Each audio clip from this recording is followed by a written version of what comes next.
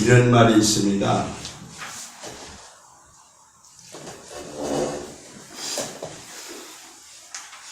공자 선생님이 말씀하시기를 조문도 하면 석사 가의니라 이런 말을 했어요. 그러니까 유교에서 최고 그 창시자인 공자가 조문도 하면 아침에 도를 깨달으면 석사 가인이라 저녁에 죽어도 좋다. 그러니까 도라고 하는 것을 깨닫기가 그렇게 어렵고 한데 아침에 그것을 깨달으면 저녁에는 도를 깨닫고 하루를 살아도 죽어도 좋다는 거죠. 예수님은 그 도를 내가 바로 도라, 진리다, 길이다 이렇게 말씀하셨습니다.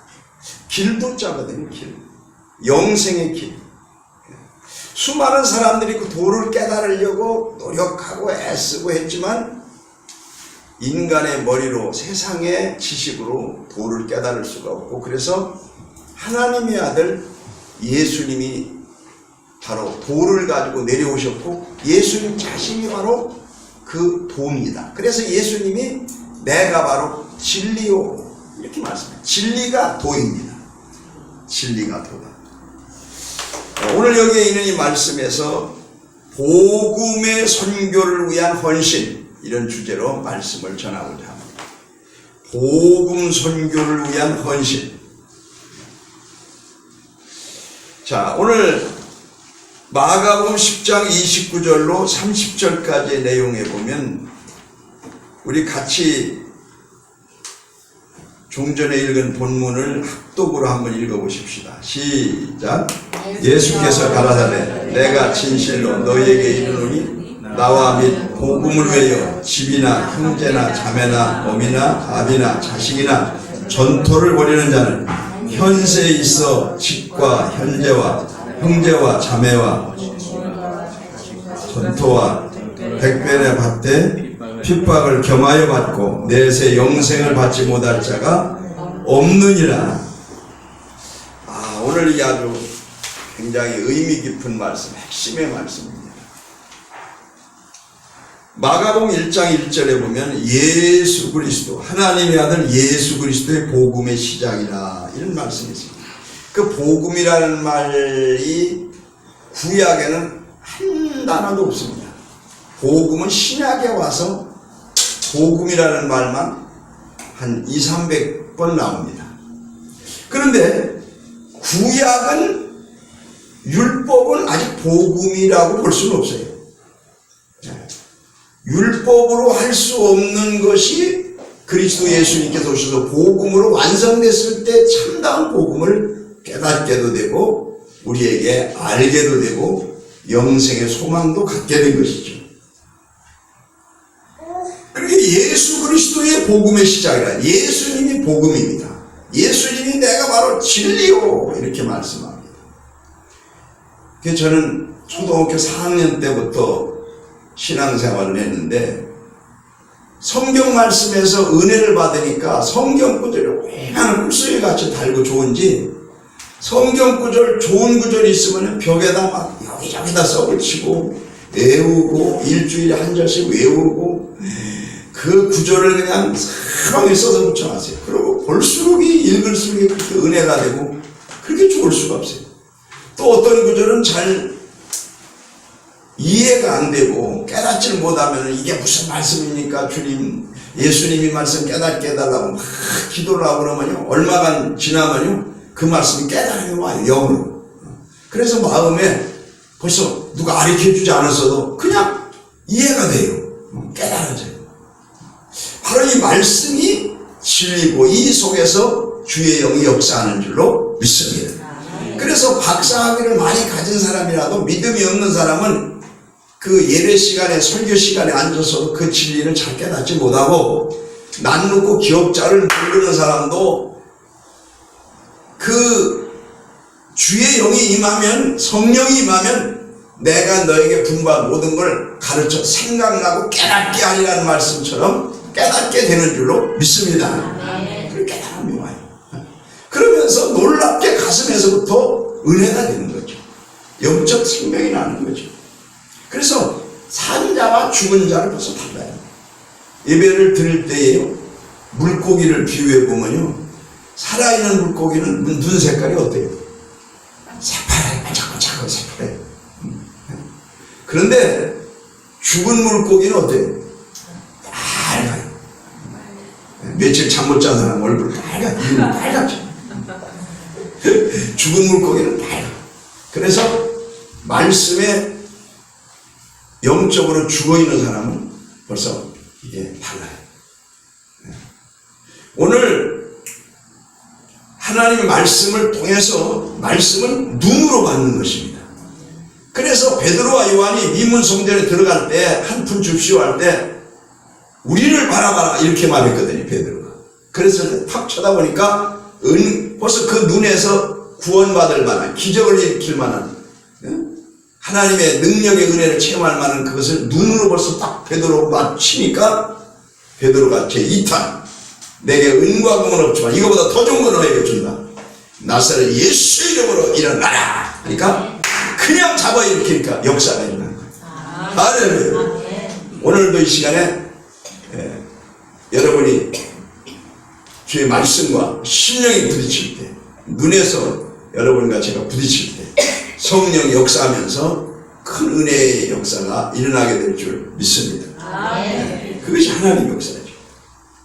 로마서 1장 1절에 예수 그리스도의 종 바울은 사도로 부르심을 받아 하나님의 복음을 위하여 택정함을 입었으니, 사도 아포스톨로스라고 하는 복음 전파자, 이 복음을 전하는 그것으로 하나님 앞에 특별 사도, 심부름사자, 도, 말씀도자, 말씀을 심부름하기 위해서 부름을 받았다.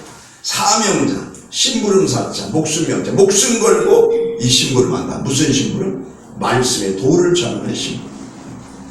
그래서 참 진정한 사명자는 목숨이 닿을 때까지 이 복음 전하는 일을 한다. 그런 마음을 저는 가지고 있어요. 그래서 제가 목사 한 수 받을 때 머리에다 손을 얹기 전에 서약을 한 게 마지막 생명 다하는 날까지 복음을 전하겠느뇨 할 때 예 하고 대답한 것이 잊혀지지 않아요.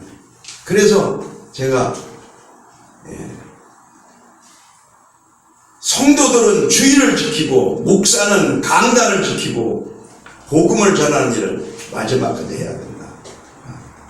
우리 박 목사님도 그런 사명이 있으신 줄 믿습니다. 그래서 이 사명자는 직업의 그 한계를 넘어서서 벌써 세상 다른 거하고 다르거든요. 자, 그래서 이 사도 바울은 마지막 죽기 전까지 복음을 전하다가 순교를 당하죠. 그럼 복음이라는 것은 뭐냐? 굿뉴스, 뉴앙겔리온, 기쁜 소식, 복된 소식, 복복자, 소리 없는 자. 이것은 바로 누가복음 4장 18절에 있는 말씀을 같이 한번 읽어보겠습니다. 시작. 주의 성령이 내게 임하셨으니 이는 가난한 자에게 복음을 전하려 내게 기름을 부으시고 나를 보내서 포로된 자에게 자유를, 눈먼 자에게 다시 보게 함을 전파하며 눌린 자를 자유케 하고 주의 은혜의 해를 전파하게 하려 함이니라. 아멘. 이 말씀 목사님 안 드렸어요? 제대로 해야 돼, 신부.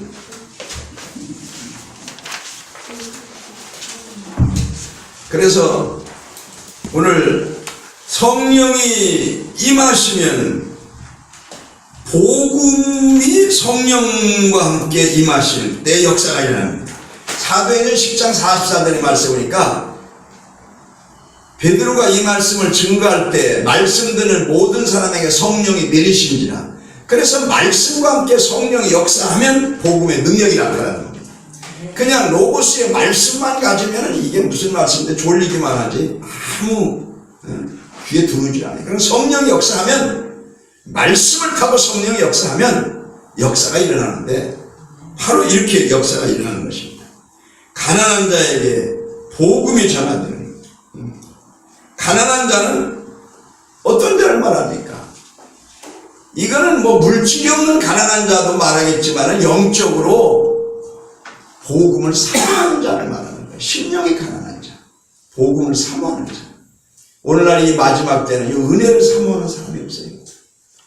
옛날에 우리가 한참 은혜 받을 때 하늘산 기도원 가서 이천정 목사님 설교하는데 앉아가지고서 듣느라고 그 자리 안 뺏기려고 오줌 쌀 것 같아도 자리가 있려면 얼른 앞자리에 서로가 앉으려고 그래가지고 막 그냥, 근데 지금은 뒷자리에 앉으려고 그래. 뒷자리 어디 가든지 간에 교회 가면 뒷자리에 그냥 앉아가지고 대충 하고 나오려고 아주 은혜 받는 걸 포기하고 들어가는 거예요.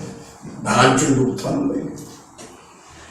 그 앞자리가 금자리라고 이 자리 당신 맡아놨냐고 내가 오줌 쌀 것 같아서 내가 잠깐 갔다 왔는데 벌써 이 자리 차지했냐고 당신 이 자리 샀어? 내가 은혜 좀 받으려고 할게. 은혜 그동안 받았으니까 너 뒷자리로 가.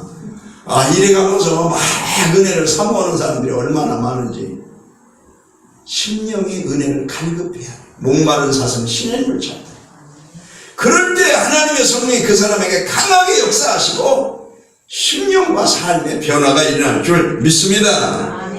그래서 기름을 부으시고, 성령의 기름이죠. 나를 보내사 포로된 자에게 자유를, 눈먼 자에게 다시 보게 함을. 영적으로 포로된 자. 갈라디아 5장 1절의 말씀에 보니까 그리스도께서 너희를 자유케 하려고 자유를 주셨으니 다시는 종의 멍에를 매지 말라. 세상 문화의 포로가 됐어요. 세상 물질 만능주의의 포로가 되어버렸어요. 세상 향락 황금주의의 포로가 되어버렸어요. 그래서 교회만 다니지 완전히 세상의 포로가 됐어. 마귀의 끈에 끌려다니는 거예요. 그렇죠? 얼마나 참 안타까운지. 이런 포로된 자에게 복음이 들어가면 자유하는 것입니다. 이 보속줄을 끊어버리는 것입니다. 죄악의 줄을 끊어버리는 것입니다. 노예의 줄을 끊어버리는 것입니다. 여러분 끊으시기 바랍니다. 오늘 끊어야 돼요. 말로만 죄에서 자유를 얻게 함. 아이고 나 꽁꽁 묶여서 죽겠네. 자유를 얻어야 돼요. 자유.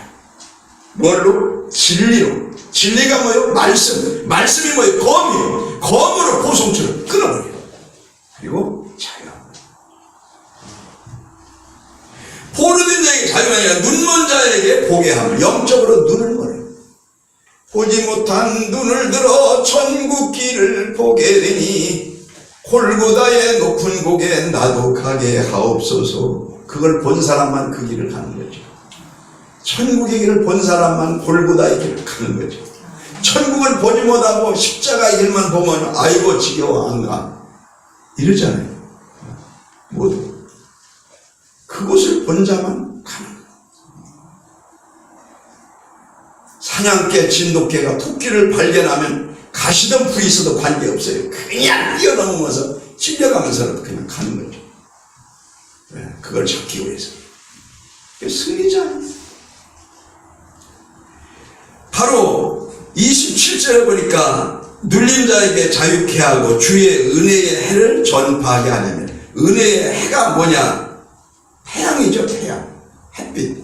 은혜가 강렬하게 비추면 햇빛처럼 강력한 태양과 같이 전파하는 힘이 나오는 거죠. 그래서 그것을 전하게 하냐, 전파하게 하냐 아니라, 전파가 뭐예요? 간증, 증거. 그래서 간증을 통한 복음이죠. 마태복음 21장 13절 같이 읽어보세요. 시작. 내가 진실로 너에게 이르노니 온 천하에 어디든지 이 복음이 전파된 곳에 이 여자의 행한 일도 말하여 저를 기념하리라 하시니라. 예, 바로 간증입니다. 예수님을 통해서 병자가 고침받고 죽은 자가 살림받고 눈먼 자가 눈뜨게 되고, 이게 간증 아닙니다. 간증 아닙니까? 이것이 나의 간증이요, 이것이 나의 찬송일세. 나 사는 동안 끊임없이 구주를 찬송하리로다. 이것이 이게 은혜의 해거든요. 은혜를 해같이 강력하게 비추는 거죠. 은혜를 입은 자가 빛이 나는 거죠. 해처럼 빛나는 거죠. 은혜를 받은 사람은 어디 가든지 그 은혜를 전합니다. 간증을 합니다. 예수 믿고 내가 이렇게 변화됐다. 이렇게 내 마음에 자유를 얻었다. 이렇게 나에게 삶에 천국의 소망이 있다. 예수 믿고 내가 이렇게 부자 됐다고. 이것보다도 훨씬 중요한 것이 하늘의 소망이 있다. 구원의 확신이 있다. 마음의 평안이 있다. 내가 이렇게 행복해졌다고.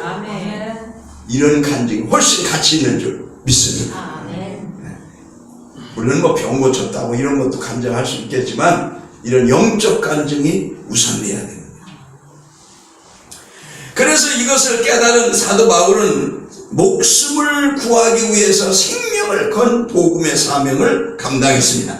여기 사도행전 20장 24절 같이 한번 봅시다. 시작. 나의 달려갈 길과 주 예수께 받은 사명 곧 하나님의 복음을 증거하는 일을 마치려 하면 나의 생명을 조금도 귀한 것을 여기지 아니하노라. 아멘.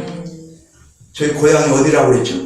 충청남도 당진군 정부면 매방갈미시 41번지가 우리 고향이라고 그랬죠. 그런데 그 당진에서 뉴스가 나왔는데 교각 이거 뭐 하다가 4명이 떨어져서 죽었대. 가장들